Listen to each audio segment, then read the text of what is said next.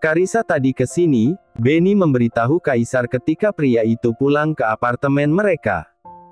Kaisar acuh mengganti kaosnya. Ia paling malas ketika nama wanita itu disebutkan. Salahnya juga pernah sekali membawa Karissa ke apartemen ini. Harusnya memang ia bermain lebih cantik dan halus lagi. Tapi akhir-akhir ini ia terlalu fokus ke hal lain. Sehingga masalah Karissa sedikit ia abaikan. Bagaimana kalau dia bongkar rahasia? Sepertinya dia terobsesi banget sama kamu. Itu urusanku. Kali ini Kaisar mengambil jaketnya. Kamu mau kemana? Ada nada tidak suka di pertanyaan Benny. Sepertinya Kaisar hendak ke apartemen Karissa. Ke tempat Karissa. Kemana lagi? Aku harus menyelesaikan masalahku dengannya. Kaisar sangat lelah. Tapi wanita itu bisa membuat ulah jika terus ia acuhkan. Dengan cara, Kaisar melirik sekilas. Apa aku harus menjelaskannya? Benny mendengus jengkel. Ia sangat paham dengan apa yang akan Kaisar lakukan demi membuat wanita itu tak banyak ulah. Cukup memberi sedikit perhatian dan ajak bercuinta saja. Biasanya Karissa akan luluh dan merasa dicintai. Cepat selesaikan urusanmu dengannya. Benny tidak bisa berbuat apa-apa. Ia tahu Kaisar melakukan itu karena misi balas dendamnya. Yang penting sejauh ini, Kaisar selalu menepati janji untuk tidak menggunakan perasaannya setiap berhubungan dengan wanita-wanita galaksi itu. Kaisar selalu menepati janji untuk kembali padanya. Dan tentunya selama ini, baik Karissa atau wanita-wanita sebelumnya yang mengenal Benny, tak pernah menyangka status pria itu bukan hanya sekedar sahabat untuk Kaisar. Karena mereka begitu terlihat cool dan selalu menjaga pergerakan mereka di luar. Apalagi Kaisar selalu mengatakan pada wanita-wanita bodoh itu bahwa Benny sudah seperti saudara baginya yang yatim piatu. Ini pakaian gantinya, Bunga. Selagi Bunga sibuk dengan segala pemikirannya, tiba-tiba Big Mimi masuk membawa sebuah paper bag yang kemudian diserahkan padanya. Tuan Galaksi minta kamu cepat mandi dan mengenakan pakaian itu. Mendengar dirinya kembali diatur-atur, Bunga langsung menunjukkan mimik kesal. Lihat saja, ia tidak sudi menurut. Bunga memutuskan untuk tidak mandi. Lagi pula kamar ini begitu sejuk dan ia tidak merasakan gerah sama sekali. Katanya kalau kamu tidak menjalankan perintahnya, Tuan Galaksi sendiri yang akan memandikan kamu, lanjut Big Mimi yang membuat mata Bunga seketika membola. Pria itu selalu saja seenaknya mengancamnya. Sebenarnya kamu ada masalah apa sama Tuan Galaksi, Bunga? Big Mimi bicara lirih. Raut wajahnya penasaran. Bunga diam. Bingung harus menjawab apa. Apakah ia harus jujur atau menyimpan saja rahasianya? Kalau kamu nggak mau cerita juga nggak apa-apa, Bunga. Bibik harap kamu kuat dan jangan lemah. Karena Bibik juga nggak bisa bantu kamu. Big Mimi nampak merasa bersalah. Ya, Big. Nggak apa-apa. Bunga memilih menyimpan masalahnya sendiri. Bunga sedikit berhati-hati dengan orang-orang di sekelilingnya saat ini. Jika Resti yang sudah ia anggap saudara saja sanggup mengkhianatinya, terlebih orang baru yang belum lama ia kenal. Meski Bunga yakin, kalau Big Mimi sepertinya orang yang baik. Tapi untuk saat ini ia hanya ingin lebih berhati-hati dan menutup diri. Selepas Big Mimi pergi, Bunga langsung mendesah jengkel. Merasa kesal karena pria itu selalu bisa mengancamnya dan membuatnya tak berkutik. Dimandikan pria jahat itu. Jelas Bunga tak sudi. Kakinya menghentak menuju kamar mandi untuk membersihkan diri. Tak butuh waktu lama Bunga menyelesaikan ritual mandinya. Begitu ia keluar dari sana, sudah ada pria jahanam itu yang duduk manis sembari sibuk dengan ponselnya. Tapi Galaksi sama sekali tak menoleh pada kedatangan Bunga. Pun Bunga sendiri acuh saja, ia malah mundur lagi untuk menghindar dan menuju ke walk-in closet. Lalu melihat ada pintu kaca yang menyajikan pemandangan senja di luar. Bunga langsung tertarik mendekat dan membukanya. Wah! Keluar gumaman kekaguman dari bibir bunga ketika ia menginjakkan kakinya di balkon. Ada kursi cantik yang tertata rapi. Sangat instagramable. Kalau saja situasinya berbeda, mungkin bunga akan meminta seseorang untuk memotretnya lalu ia akan mengunggah fotonya ke sosmed. Tapi yang bunga rasakan saat ini tentu berbeda. Melihat langit biru juga awan putih yang menggantung di atas sana, seketika bunga merindukan kebebasannya. Sementara itu, Galaksi sebenarnya tahu kehadiran bunga tadi. Ia juga menyadari langkah bunga yang menjauh menghindarinya. Tapi ia sedang fokus dengan sebuah foto yang dikirimkan orang kepercayaannya. Dan pastinya orang itu jelas bukan Kaisar. Kasihan sekali dia. Dipakai hanya untuk dibuang. Galaksi mendesah lirih lalu tersenyum miris. Tapi mau bagaimana lagi? Justru kalau wanita itu sampai lebih memilihnya dan menempel padanya, ia juga yang akan kesulitan. Karena Galaksi pun hanya menjadikan wanita itu pancingan untuk membongkar kedok seseorang yang teramat membuatnya kecewa. Karena dulunya orang itu begitu ia percaya dan sudah ia anggap seperti keluarga. Apa? Kamu mau pulang? Karissa langsung bereaksi marah ketika mendengar Kaisar berpamit pulang. Bosku menghubungiku. Ada masalah mendesak. Kaisar beralasan. Kaisar memang meminta Benny menghubunginya untuk ia gunakan sebagai alibi di depan Karissa yang mulai bersikap mengesalkan. Masalah apa lagi? Sini coba aku lihat handphone kamu. Karissa hendak merebut handphone Kaisar. Tapi tentunya pria itu tak mengizinkannya. Kamu apa-apaan, sih? Kaisar marah. Kamu yang apa-apaan? Aku cuma mau lihat handphone kamu. Kalau memang nggak ada rahasia buat apa kamu takut?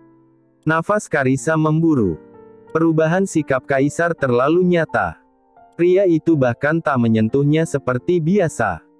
Padahal mereka selalu melakukannya hampir di setiap pertemuan. Dan harusnya kali ini pun begitu, mengingat Kaisar cukup lama tak memiliki waktu untuknya. Tidak ada rahasia. Aku juga punya privasi. Harusnya kamu tahu batasan di antara kita. Privasi. Karissa tersenyum miris.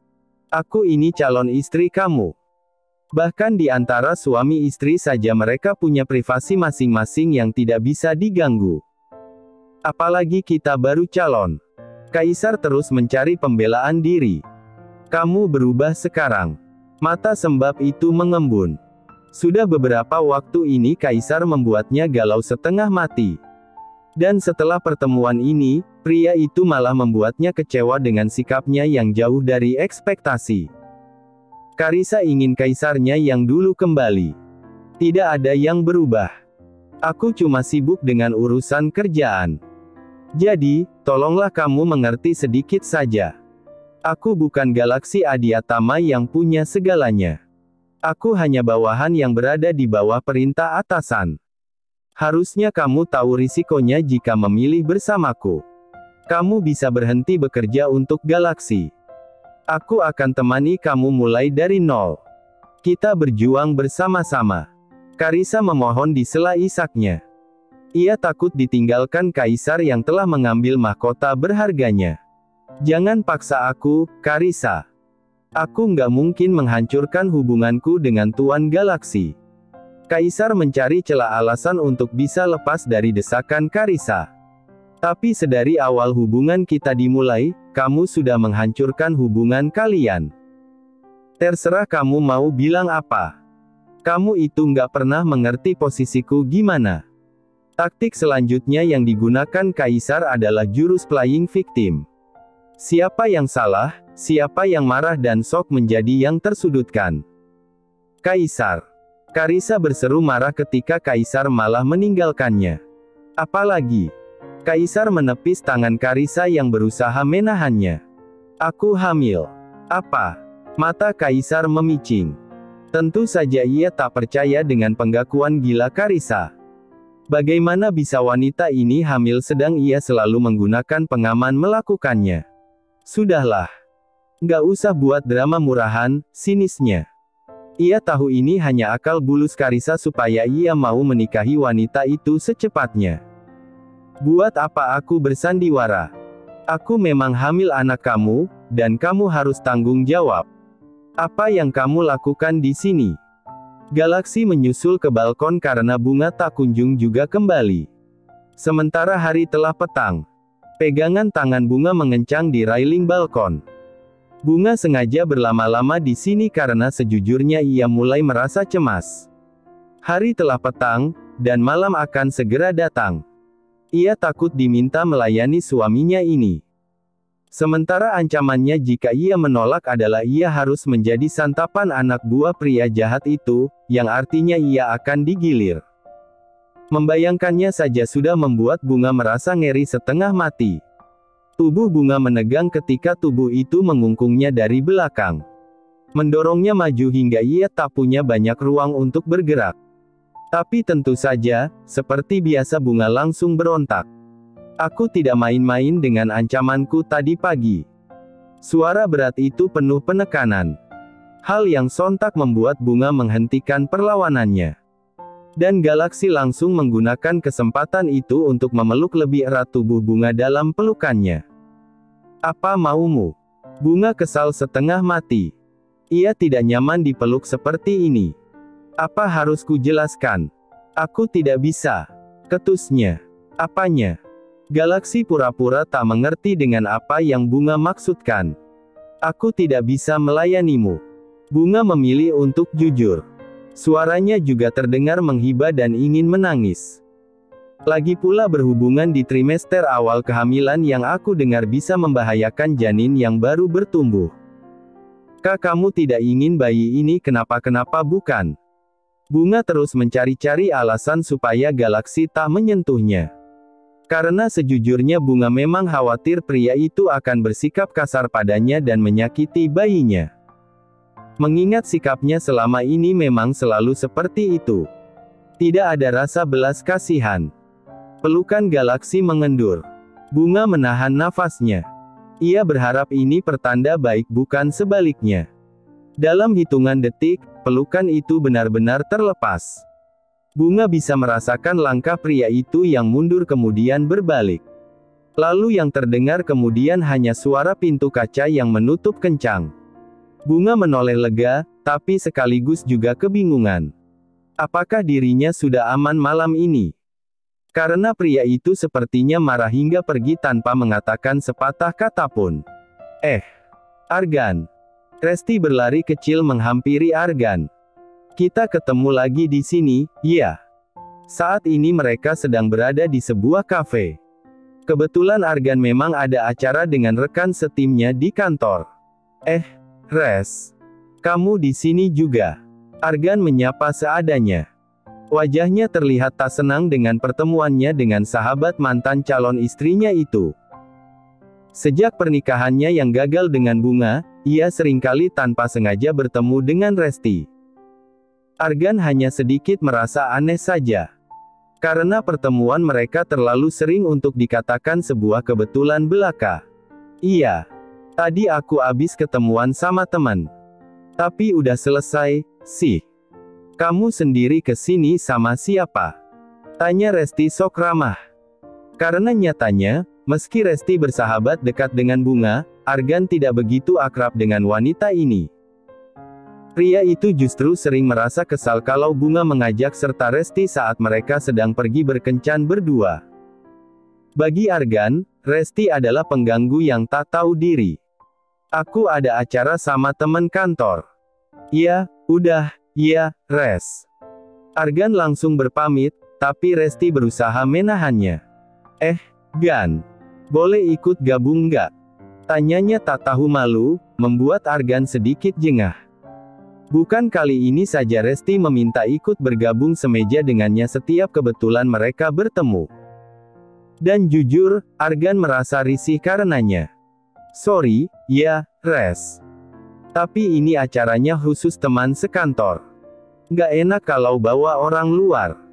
Argan berusaha menolak halus. Aku nggak akan ganggu, kok. Cuma mau gabung aja. Resti masih belum menyerah. Argan kali ini tak lagi menyembunyikan rasa sukanya. Ia sangat terganggu dengan sikap Resti yang pemaksa, dan terkesan tak tahu diri. Maaf, ya, Res. Menurutku kita nggak sedekat itu sampai aku harus mengenalkan kamu ke rekan kerjaku apalagi mengajak kamu ikut gabung di acara kantorku.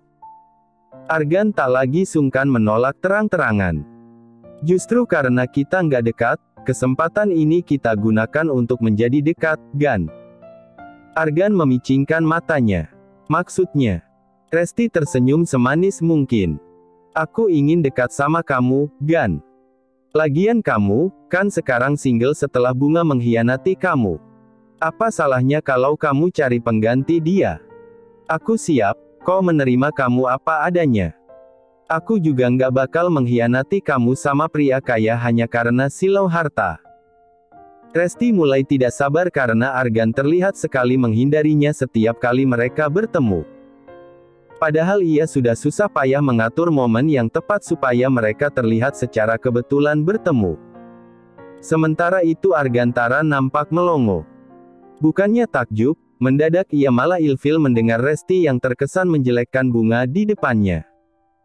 Sedang Argan sendiri masih ada di persimpangan antara percaya tak percaya. Hanya saja kalau ada yang menjelekkan Bunga di depannya seperti ini, ia tetap tak rela. Sorry, ya, Res. Aku belum ada niat cari pengganti. Dan jujur saja, kalaupun aku punya niat untuk itu nanti, aku pastikan bukan kamu orangnya.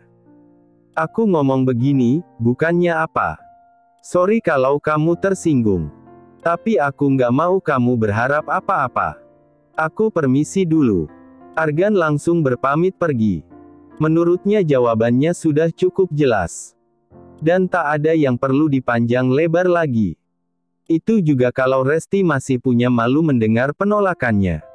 Tapi sayangnya sepertinya wanita itu muka tembok. Aku masih akan tetap menunggu kamu, Gan. Aku yakin kamu cuma belum siap membuka hati karena pengkhianatan Bunga. Meski kita sahabat, kita berdua berbeda, Gan. Aku nggak akan mengkhianati kamu seperti Bunga.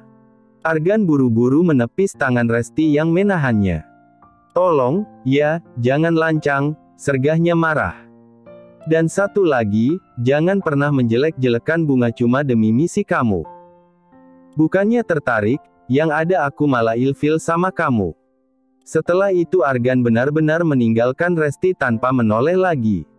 Ih, susah payah nyingkirin Bunga bangke itu. Tetap aja susah banget dapetin si Argan. Apa, si hebatnya dia? Gerutunya kesal. Sampai kapan kamu mau mengurungku di sini? Lama-lama Bunga mulai jenuh terpenjara di kamar mewah ini. Ia tidak punya kegiatan apapun selain menonton TV, sesekali bermain ponsel dan melamun. Tubuhnya yang lemah karena hormon kehamilan, kini semakin menjadi karena ia yang jarang bergerak. Bunga tidak ingin terbiasa dengan rasa malas ini. Hingga nantinya ia malah akan mudah lelah ketika beraktivitas. Kamu mau keluar? Galaksi yang baru pulang kerja mengganti pakaiannya tanpa tahu malu. Pemandangan ini sudah biasa Bunga lihat selama berhari-hari terkurung di kamar ini. Tapi seperti biasanya juga, ia akan langsung memalingkan wajahnya dengan kesal. Iya. Aku mau keluar dan aku juga ingin bekerja seperti biasa, ketusnya. Bunga tidak bisa bicara dengan nada biasa pada Galaksi. Memangnya perusahaan mana yang mau menerima wanita hamil sepertimu? Ejeknya. Pasti ada. Lagi pula kehamilanku belum besar, balasnya tak mau kalah. Galaksi melirik sekilas perempuan keras kepala itu. Oke. Tapi ada syaratnya, ujarnya santai. Pertama, kalau kamu ingin berkeliaran bebas di rumah ini, cukup kamu berikan satu ciuman saja untuk suamimu ini. Kedua, kalau kamu ingin bebas keluar dari rumah ini untuk bekerja ataupun untuk keperluan apapun, kamu cukup melayani suamimu ini di sini. Galaksi menunjuk ranjang king size itu dengan dagunya. Jangan lupakan juga seringai mesumnya. Membuat mata Bunga langsung membola penuh protes. Paham. Kenapa syaratnya harus itu? Karena aku maunya itu, jawabnya lagi dengan nada santai yang sensual. Dasar mesum. Memang aku mesum. Galaksi terkekeh penuh kemenangan. Lalu di mana salahnya mesum dengan istri sendiri? Kamu yang mempersulit semuanya sendiri. Padahal itu hanya syarat yang sangat mudah. Aku akan melakukan syarat apapun, asalkan bukan itu. Bunga masih berusaha menegosiasi. Tidak ada syarat yang lain. Aku maunya hanya itu. Terserah kamu mau ambil atau tidak. Keputusan ada di tanganmu. Aku tidak memaksa. Tanpa rasa bersalah pria itu berlalu entah kemana lagi. Mungkin ke ruang kerjanya. Sementara Bunga langsung mendengus sebal. Apanya yang tidak memaksa? Jelas-jelas syarat itu sangat menyudutkannya. Ia tidak punya pilihan. Tapi terkurung di kamar ini juga jenuh dan membosankan. Terlebih jiwa detektifnya meronta ingin menemui Resti. Bunga ingin tahu kenapa Resti bisa begitu tega mengkhianati persahabatan mereka. Ia juga ingin tahu siapa yang sudah menjebaknya malam itu hingga ia harus menjalani pernikahan ini. Masa aku harus melayaninya? Bunga bimbang. Jujur ia takut sekaligus juga malu kalau harus melayani pria yang pernah menjadi atasannya itu. Terlebih mengingat bagaimana pria itu memperlakukannya selama ini. Melayani pria itu, meski statusnya adalah suami, membuatnya serasa menjual harga diri yang selama ini sudah diinjak-injak. Bunga rasa tak rela merendahkan dirinya lebih lagi. Karissa hamil. Itu sungguh kabar yang tidak bisa dipercaya. Kaisar jelas menyaksikan apa yang wanita itu katakan. Karena menurutnya itu sesuatu yang tidak mungkin terjadi. Ia selalu safety saat berhubungan dengan para wanita-wanita sialan yang merepotkannya itu. Jadi mana mungkin ia memiliki calon bayi? Jadi kamu mau menikahinya? Di luar dugaan Benny nampak tak menunjukkan kemarahannya mendengar kabar yang Kaisar bawa. Cih, kamu pikir aku tertarik menikah dengan wanita sialan itu? Kaisar mendengus kesal. Ia mendekati Karissa pun kalau bukan karena Galaksi juga tak sudi. Sebenarnya aku nggak masalah, sih. Aku juga ingin punya anak. Setelah anak itu lahir kita bisa besarkan anak itu bersama. Benny menyadari bahwa mereka tidak akan bisa memiliki keturunan. Dan mungkin lewat rahim Karissa lah mereka bisa mendapatkan buah hati mereka. Apa kamu gila? Kaisar melempar puntung rokoknya kasar. Kalaupun Karissa hamil, tidak mungkin juga dia mau kasih anak itu ke kita. Ya, siapa tahu. Benny mengendikkan bahunya. Lalu apa rencanamu? Menikahinya? Benny penasaran. Tapi Kaisar belum memberikan jawabannya. Ia sendiri tak menyangka kalau Karissa akan hamil anaknya dan membuat rencananya menjadi rumit. Bayi Galaksi saja belum berhasil ia lenyapkan. Lalu, apakah ia harus melenyapkan dahulu darah dagingnya sendiri? Kalau kamu nggak mau tanggung jawab, Karissa bisa mengancam rencana kita. Bisa-bisa dia membongkar semuanya ke bosmu yang bodoh itu. Itu tidak akan terjadi, sahut Kaisar yakin. Kamu yakin? Dia bucin tingkat dewa sama kamu, Kai. Sebelum itu terjadi, aku akan membuatnya mati di tanganku. Seringainya sungguh mengerikan. Seolah bukan perkara sulit baginya untuk urusan mencabut nyawa seseorang. Terima kasih sudah menonton, guys. Jangan lupa klik like jika kalian menikmati cerita ini, subscribe untuk update konten seru lainnya, dan tinggalkan komentar di bawah tentang apa yang kalian pikirkan atau cerita apa yang ingin kalian dengar selanjutnya. Dukungan kalian sangat berarti. Sampai jumpa di video berikutnya.